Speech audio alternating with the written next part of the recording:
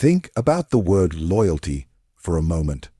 On the surface, it sounds noble, something we're taught to admire, to aspire to, even to demand from others.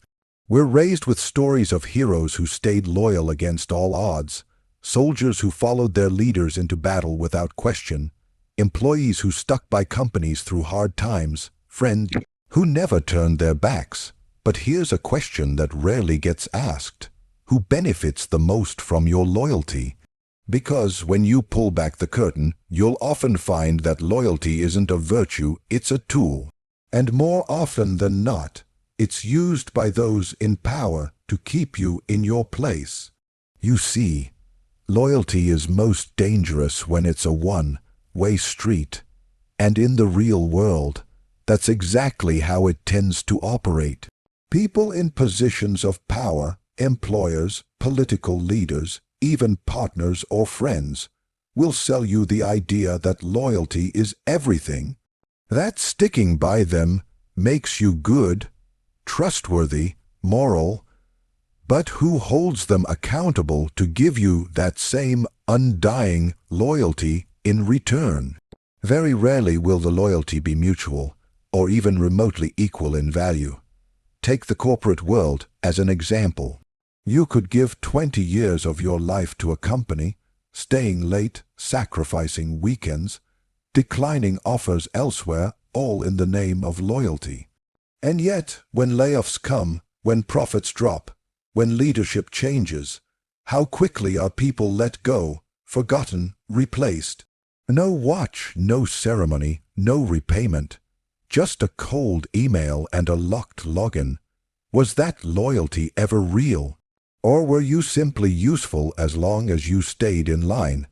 Power structures love loyalty, not because it makes them feel supported, but because it makes those beneath them easier to control. When someone pledges loyalty, they stop asking questions. They accept decisions they wouldn't have, tolerate behavior they shouldn't, and excuse actions they might otherwise confront. Loyalty becomes a leash, and the tighter you cling to it, the shorter your range of movement. It makes people predictable. Dependable, yes, but in the same way a pawn is dependable to a king. Now, look at governments. How many times throughout history have leaders demanded national loyalty in order to justify wars, suppress dissent, or distract from corruption? Support the cause, they say, stand by your nation. If you object, you're branded disloyal, even if your criticism comes from a place of reason or moral concern. The loyalty they're asking for isn't patriotic, it's submissive. And it's designed to keep you emotionally invested in a system that often does not have your best interests at heart. Even in personal relationships, loyalty can be twisted into something coercive. People use loyalty to silence you, to make you feel guilty for setting boundaries, speaking up, or walking away. After everything I've done for you, that line isn't love, it's manipulation in disguise. They invoke loyalty not out of mutual respect, but because they fear losing control. And yet, we don't question it. Loyalty is embedded in our culture as something fundamentally good. Schools teach it, religions preach it, company slogans reinforce it. Why? Because the people who build and sustain these institutions know that loyalty makes people easier to manage. If they can convince you that loyalty is a moral duty, then they never have to earn your trust. They simply receive it as your obligation. Here's the Machiavellian truth. Loyalty is rarely about character, it's about leverage. Those in power don't need everyone to be brilliant or strong. They just need them to be loyal. Not to principles, but to them. And once you're loyal to a person or a system instead of your own judgment, you've handed over control. Machiavelli wrote that a prince should appear merciful, faithful, humane, honest, and religious. but be ready to act in direct opposition to those virtues when needed. That's not hypocrisy, that's survival. In the same way, appearing loyal when it serves you can be useful, but blind allegiance is a recipe for being exploited. The world doesn't reward loyalty, it rewards strategy. So ask yourself, are you being loyal or are you being used? Let's talk about what loyalty really does to your mind. Not how it looks from the outside, the dignified stance, the handshake, the "I've got your back" energy, but what it quietly does on the inside over time. The truth is, when loyalty becomes blind, it kills the one thing you can't afford to lose, your ability to think for yourself. That may sound dramatic, but think about it. The moment loyalty becomes non-negotiable, your curiosity, your analysis, your instinct to challenge something that doesn't sit right, all of that takes a backseat to the need to be seen as faithful. That's the first problem. Blind loyalty demands obedience disguised as trust. You start filtering your thoughts so they align with the person or institution you're loyal to.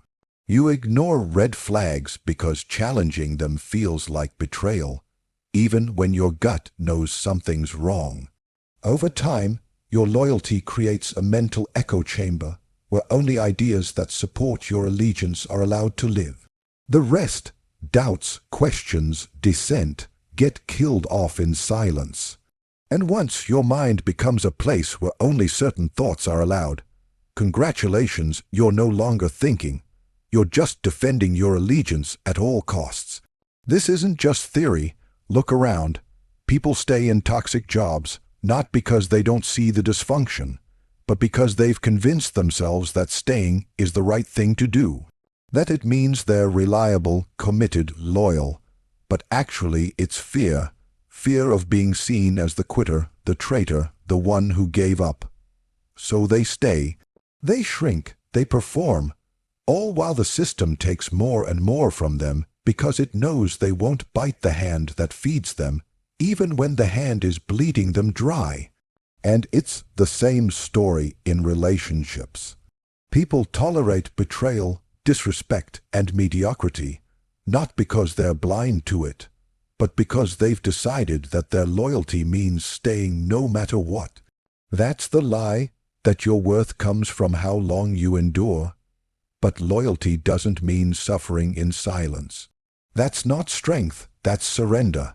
Now here's where it gets even deeper. When you're loyal to something or someone, you start to tie your identity to it.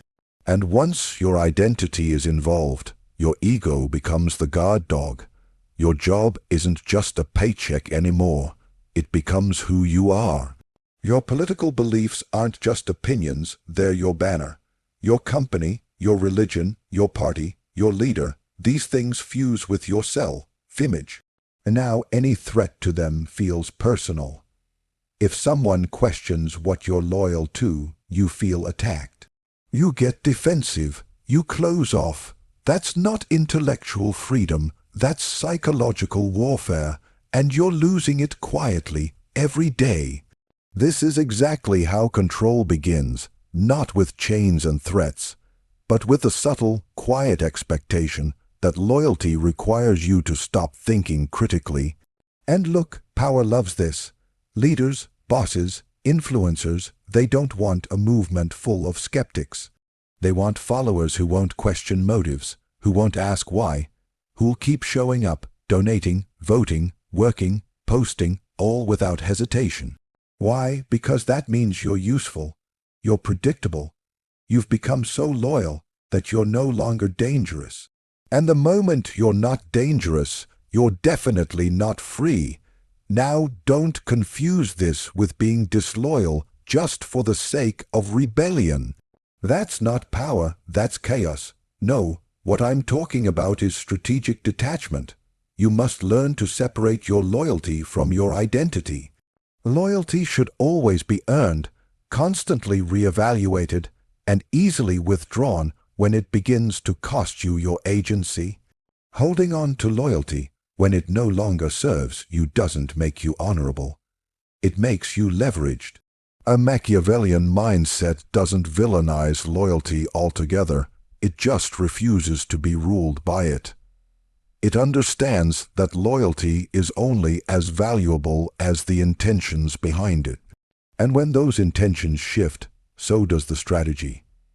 This mindset demands that you ask hard questions. Why am I loyal to this person or cause? What am I afraid will happen if I stop being loyal? If I pulled away, would they still respect me, or just see me as expendable? The truth is, if the consequence of disloyalty is abandonment, punishment, or being labeled as the enemy, then you were never respected to begin with. You were just being managed quietly, efficiently, effectively. In the end, loyalty without thought is just self-imprisonment. Let's get into something most people don't see until it's too late. Loyalty isn't just about devotion, it's about leverage. And when someone starts playing that card, when they look you in the eyes and say, "Be loyal," what they often mean is, don't think, don't question, don't leave. They're not asking for loyalty because it benefits you, they're asking because it benefits them. People love to dress it up in pretty language. They'll say it's about commitment, about trust, about honor. But behind all those noble sounding words is one primary goal: control. Loyalty, when demanded instead of earned, becomes the perfect tool to manipulate you emotionally. Because now, every time you're unsure, every time you hesitate, every time you feel the need to step back and think, you're hit with guilt. Not reason, not clarity, just guilt. After everything I've done for you, it's the oldest trick in the book. It's not a reminder, it's a weapon, and they know exactly when to use it. When you begin to wake up, when you start to question the dynamic, when you think about leaving, pushing back, or even just asking where things are going, that's when it hits. They remind you of your past, of how much they gave, of what you owe. Suddenly, you feel selfish for putting yourself first. That's not loyalty, that's manipulation in disguise. What they're really doing is shifting the spotlight. See, when someone wants to guilt you into staying loyal, it's rarely because you're doing something wrong. It's because they know they can't survive without the control they have over you. They're not afraid of betrayal, they're afraid of losing their grip. This dynamic plays out everywhere in business, in relationships, in friendships, in politics. Think about how many employers guilt their workers with lines like, "We're a family here," or "You should feel lucky to even have a job right now." It's not loyalty they want, it's compliance disguised as gratitude. And the moment you consider walking away or demanding more pay, more respect, more opportunity, you're made to feel like a traitor. Not because you're ungrateful, but because they've tied your sense of morality to how well you serve them. Or watch what happens in relationships where one person gives just enough to keep the other attached, breadcrumbing them with moments of affection and vague promises. But every time that partner pulls away or questions the dynamic, they pull out the loyalty card. "But I stood by you when no one else did. This is how you thank me." Again, it's not love, it's leverage. It's about keeping you emotionally handcuffed so you doubt yourself more than you doubt them. The Machiavellian perspective doesn't see loyalty as a virtue, but as a currency, one that's often traded under false pretenses. People will invest small acts of kindness, favors, or support early on, knowing they can cash in later for obedience and silence. And that's the dangerous part. Most of us don't realize we've been bought until the invoice shows up. Suddenly, you're being reminded of every little thing someone has ever done for you, not because they want gratitude, but because they want to collect on that debt. And make no mistake, they expect payment in obedience. This is why emotional loyalty is sometimes more dangerous than contractual obligation. At least with a contract, terms are clear. You know what's expected, what you owe, and when the deal ends. But emotional loyalty, it's vague, it's slippery. It lasts for as long as the other person decides it should. And when you try to walk away, they frame your exit as betrayal, not because you've done anything wrong, but because you've stepped outside their story. You've taken back control. You see this in toxic loyalty to leaders too. People will stand by politicians or celebrities or ideologies long after they've been exposed. Not because they still believe in them, but because they're too deep into the identity built around that loyalty. And as we covered before, when loyalty and self-worth are fused together, breaking away feels like breaking yourself. That's exactly why manipulators love loyal followers. They'll sacrifice their truth to protect the tribe. So what's the way out? It's simple, but it's not easy. Learn to recognize the difference between earned loyalty and enforced loyalty. The kind that flows from mutual respect, and the kind that's extracted through guilt. Here's the secret. If someone needs to guilt you into staying loyal, then your loyalty stopped serving you long ago and started serving them. Because real loyalty doesn't require guilt. It earns respect without demanding silence. Now that we've broken down how loyalty is often a trap, one that benefits those in power more than those who give it, let's talk about how real power players use loyalty differently. They don't reject it entirely. No, that would be a mistake. They use it, but on their terms. They know that when you treat loyalty as a tool, not a virtue, you stay in control. That's the Machiavellian mindset. Loyalty isn't sacred, it's strategic. Don't bow to it, leverage it. The average person clings to loyalty emotionally. They say, I can't leave this job yet, I owe them. I need to stick this out, I've been here too long. They're flawed, but I've always supported them. That kind of thinking locks people into situations that no longer serve them, simply because they've been conditioned to believe that staying equals strength. But staying somewhere just because you've already invested time isn't strength. It's emotional sunk cost. A Machiavellian doesn't think like that. They're loyal as long as it's useful, as long as it aligns with their goals. And the moment it stops doing that, they move. That's not cold, that's clarity. You have to understand, strategic loyalty isn't about betraying everyone or burning bridges. It's about not letting your loyalty become something that owns you. It's the recognition that everyone has their own self-interest, and that the people you feel most loyal to also act in their own self-interest the second it makes sense for them. Loyalty should be a partnership, not a prison, and once you realize it's okay to walk away when the balance tips out of your favor, you start making decisions from power, not pressure. Think of it like currency. In politics, in business, even in relationships, loyalty is often traded, negotiated, measured. You support someone today because supporting them enhances your own standing. You give your energy, commitment, and time knowing it's part of an exchange. But once that exchange becomes one-sided, the smart move is to pull out, not double down.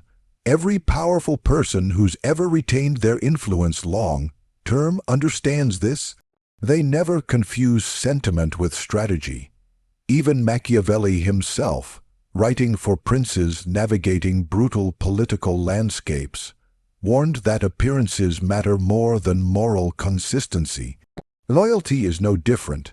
You can appear loyal, give just enough to maintain rapport, without ever fully handing over your independence. That's where the real power lies, knowing how to look loyal when necessary, while always retaining the option to pivot or walk away. It protects your value, gives you leverage, and keeps others uncertain about where you stand, which is exactly where you want to be if you're playing a high-stakes game. Why do you think the people who rise the fastest, who survive regime changes, market crashes, or political upheaval, have something in common? It's not blind faith, it's adaptability. They know how to switch teams, reset alliances, read shifting dynamics, all without clinging emotionally to the idea that loyalty should override logic. Is it ruthless? Maybe, but it's also brilliant. And this mindset isn't just for the ultra-powerful. It works at every level. It means not staying at a job just because you owe them for the opportunity, if you're being undervalued or overworked. It means walking away from a friend group that rewards your loyalty with drama and double standards. It means renegotiating dynamics with people who only value you when you're bending. Strategic loyalty protects your energy. It aligns you with those who respect reciprocity. It makes you less manipulatable because no one's holding outdated promises over your head. You're no longer afraid of being called disloyal because you're loyal to your outcomes, not to emotional traps. And now, of course, this kind of thinking gets labeled cold, selfish, even dangerous. That's because the people who benefit from your loyalty want you to see those labels as something to fear. They want you to believe that conditioning is character, but it's not. In fact, that criticism is a tactic, another way to control the narrative, to get you to fall in line. Because if they can shame you into staying loyal, they never have to adjust. They never have to get better. They just have to keep you loyal long enough for them to win and you to lose. And this doesn't mean never trusting anyone again or cutting ties the moment tension builds. That's not strategy, that's impulsiveness. What it means is knowing your line, knowing what you're getting, knowing what you're giving, and knowing when the scales have tipped. Strategic loyalty isn't about fleeing at the first inconvenience, it's about constantly measuring the relationship between loyalty and leverage. And when the balance no longer serves your vision, your growth, or your bottom line, knowing it's okay, necessary even, to withdraw. Because at the end of the day, loyalty isn't sacred, control is.